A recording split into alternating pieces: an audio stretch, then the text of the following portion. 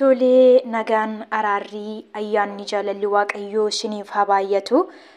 Obboloota buzee yuutuubii jalatti kan argamtan sagalee kana dhaggeeffachaa kan jirtan nagaan waaqayyoo hunduma keessaniif isiniif haa baay'atu. Tolee nagaa kuttaansuudhaan sagalee koo isinitti hin baay'isu.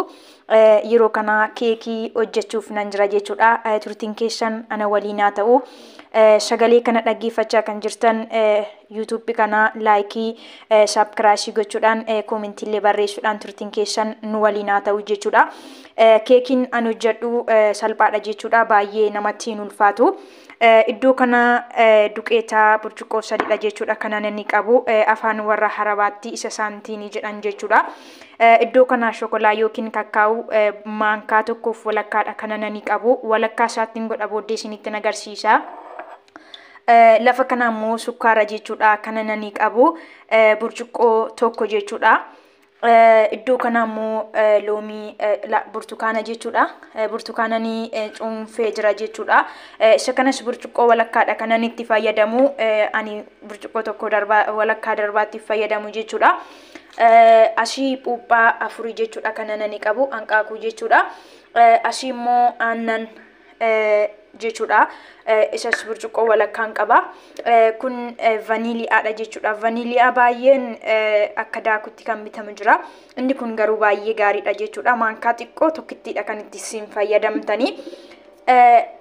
Asii immoo leemuun dahaamuuti jechuudha. Loomii isa biyya keenyatti nuti jennu jechuudha. Isa akkamitti itti fayyadama? Kanaan anfaaqa jechuudha. Karaa xixiqqaa kanaan faaqa maaliifi? Baay'ee keessa waan mi'aawuuf jechuudha. Mi'eessa jechuudha. Baay'ee mi'eessa. Asii immoo zeet nabeetiin qaba jechuudha. Isas burcuqqoo walakkaadha jechuudha kanan itti fayyadamu. Asii immoo bukumbaa urdaa jechuudha inni kuni. Sadiin itti fayyadama. Lamatti fayyadamuuti dandeessu. Ani garuu yoo naaf haa bokoku sirriitti jettanii inni kun hin bokoksa waan ta'eefi sadiitti fayyadamtu. Inni kaan yaa'u albeedha waan bitamuuf isa yeroo wannoo keessatti bitamu maankaa guddaa tokkichas itti fayyadamuun hin danda'ama jechuudha. Egaa turtiin keessan ana waliin haa ta'u keekii akkaataa kamiin akkan hojjedhu isinitti nan agarsiisa jechuudha. Turtiin keessan anuma duukaa haa ta'u jechuudha obboloota koo. Egaa obboloota koo asitti akkuma argitanii puuphaa afur cabseetiin jira. Loomii immoo laala kinoo akka kanatti jechuudha. Kanananii daakee innis daakameeti jira jechuudha. Amma asitti maalan godhaa sukkaaran itti gadi naqa jechuudha. Sukkaaran itti gadi naqa ilaala. Okay, sukkaara jechuudha. Ani yoon barbaade xiqqoo ishiitti nan dabaladha jechuudha.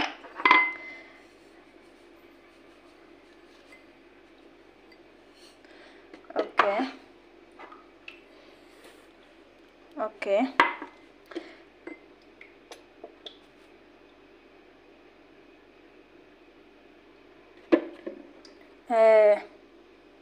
Vaniiliidha kun immoo jechuudha obboloota koo. Yaa'u tarii koloriin kun maal isinitti fakkaachuutii danda'a. Inni kun vaniiliyaadha jechuudha. Vaniiliyaan tokko tokko akka sukkaara fakkaatee jechuun daakuu fakkaatu jira jechuudha. Ani garuu isatti hin fayyadamne. Inni kun baay'ee gaariidha akkuma isinitti hime. Egaa akkuma argitan amma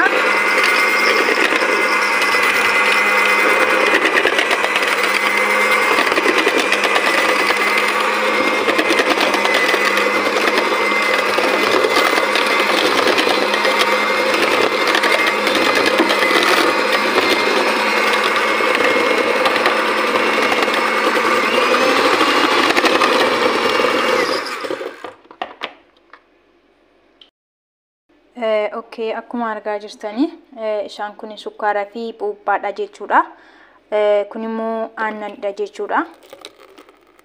Aannanii itti naqadheetiin jira jechuudha obboloota kooyi. Akkasuma egaa burtukaana asitti nan fayyadama isinitti himeen jira. Innis burcuqqoo walakkaadha jechuudha. Burcuqqoo tokko jechuudha kuni yaa hin guunne walakkaa isaati.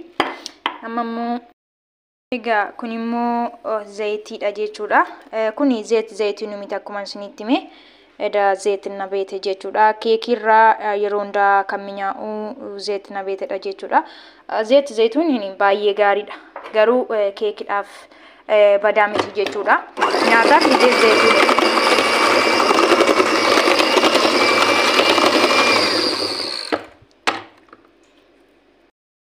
Okay, amma immoo akkuma argaa jirtanii duqeetaan itti naqadhaatii jira jechuudha obboloota koo.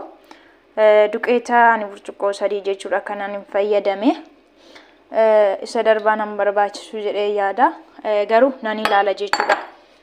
Darbaas na gaafata yoo ta'e. Amma immoo bakkoon baardaan itti godhaa jira jechuudha obboloota koo akkuma argaa jirtanii. Egaa waliin ga'eera jechuudha baay'ee isaanii rukuteera.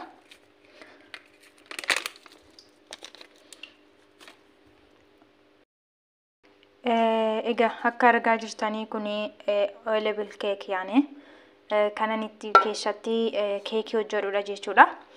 Egaa attata zayit ushwaayitiin laannoo akka ittiin qabannee jechuudha yookiin keekiin jechuudha.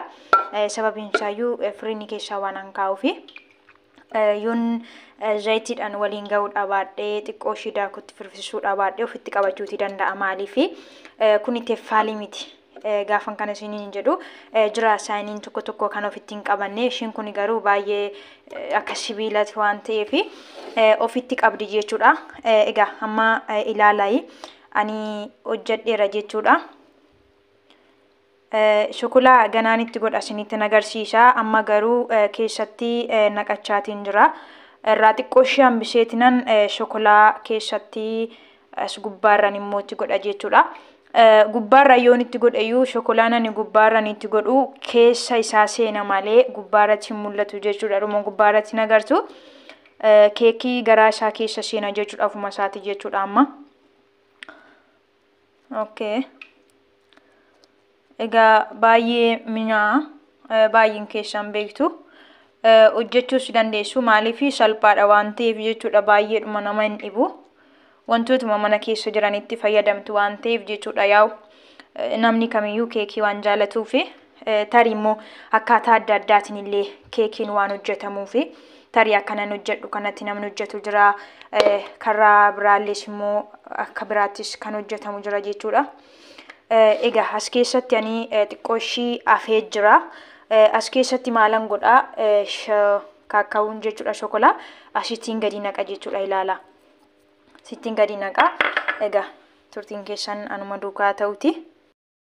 Egaa akkuma argaa jirtanii shokolaas immoo keessatti rukuteetiin jira. Ilaala gubbaadhaan ani jechuudha kanan itti godhu.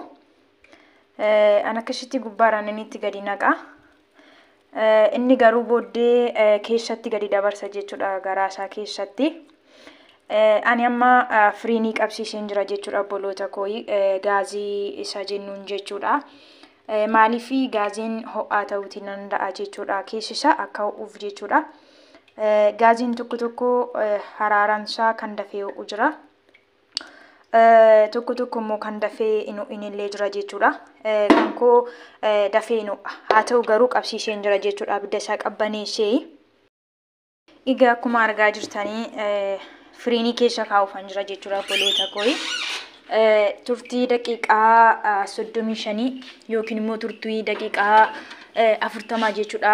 Akkuma isiniin jedhe akka firiiniin keessanii ho'uu fi ho'a hin qabnetti jechuudha. Ani amma turtii daqiiqaa 35 jechuudha firiinii keessa tura. Isa booddee akkaataa kamiin immoo akka inni itti xumuramus walumaan hin daawwanna jechuudha. Turtiin keessan ana waliin haa ta'u gooftaan isin haa eebbisu. Obboloota koo nagaan waaqayyoo irra deebuudhaan siniif haa baay'atu. Egaa dhiifama tasanii viidiyoo koo harkaan tuqee gargar na jalaa qite jechuudha. Keekiin ani hojjedhee xumuramee jira jechuudha. Isinuma fuulduratti nan keessaa baasa. Turtiin keessan ana waliin haa ta'u jechuudha obboloota koo. Egaa jallisaa waan fakkaatu walumaan ilaalla jechuudha. Gubbaan isaa baay'ee bareeda. Baay'ee namatti tola jechuudha. Ilaala baay'ee bareeda jallisaa jechuudha hin gubanne waa tokko hin taane jechuudha. Baay'ee namatti tola. Gubbaa isaas immoo walumaan in ilaalla jechuudha.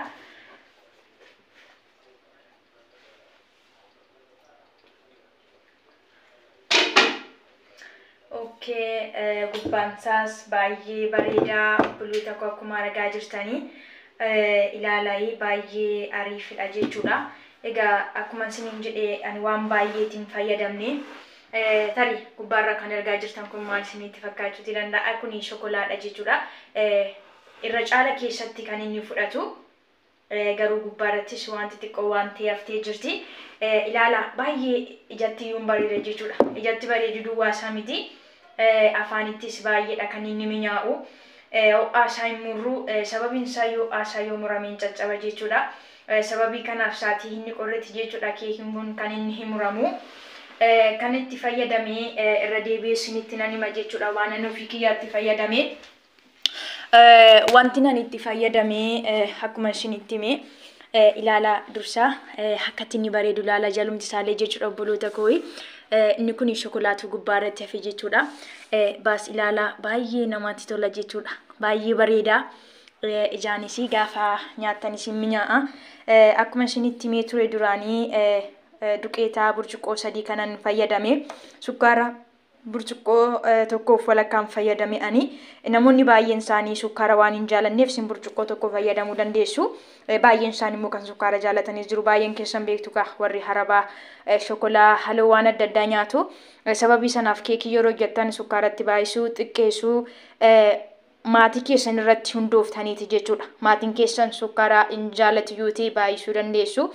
Hin jaalatan yoo ta'e garuu egaa burcuqqoo tokkotti fayyadamtan isin ga'a. Akkuma isiniin jedhe egaa burcuqqoo 3 duqeetan fayyadame. Burcuqqoo tokkoof walakkaa sukkaaran fayyadame. Burcuqqoo walakkaa aannanan fayyadame jechuudha. Haliib isa isaan jedhan jechuudha.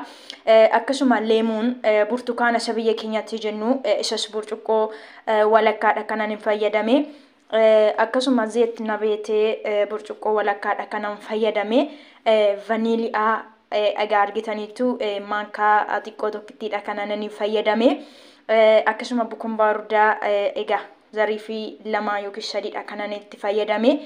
Puuphaa 4 fayyadamee ture.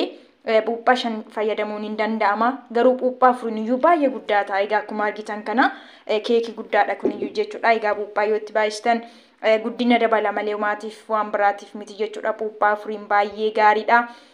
Loomis immoo tokkichaatti faaqeetiin hin ture jechuudha. Barasheetti yaanee leemuun haamuut. Isa kanadha keekiin koo baay'ee gaariidha jechuudha. Ho'aadha waan ta'eef murree keessa isaa isinitti agarsiisu. Akkasumatti iyyuu garuu mana jirtanitti keekii kana hojjedhaa maatii keessanii fi isiniin hin jedhaa. Gooftaan koo isinaa eebbisu. Viidiyoo immoo hanga dhumaattis daawwadhaa. Laayikiis saabskiraayibsiis godhaa. Koomentis barreessaa. Tarii viidiyoo biraa yoo nu jedhe walitti deebina. Hanga sanatti nagaa gooftaa keessatti eegama. Gooftaan isinaa eebbisu eebbifama.